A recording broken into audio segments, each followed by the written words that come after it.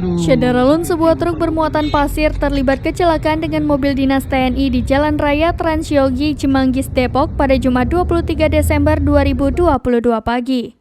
Kasat Lantas Polres Metro Depok AKBP Bonificus Surono mengatakan, kejadian bermula ketika truk bernomor polisi B9415CYT yang dikemudikan Y berusia 21 tahun melaju dari arah utara ke selatan di lajur paling kanan Jalan Raya Transyogi sekitar pukul 5:30 waktu Indonesia Barat.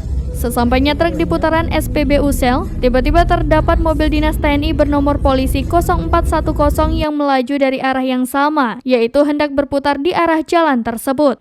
Kondisi itu membuat sopir truk tidak bisa mengendalikan laju kendaraannya lantaran ban belakang truk naik ke separator jalan, sehingga truk pasir oleng dan menimpa mobil dinas TNI. Beruntung tak ada korban jiwa atas kecelakaan tersebut, namun mobil dinas TNI mengalami ringsek berat. Akibat kecelakaan itu, arus lalu lintas sempat tersendat sepanjang kurang lebih 200 meter. Namun, situasi itu bisa dikendalikan dengan dua kendaraan yang terlibat kecelakaan berhasil dievakuasi.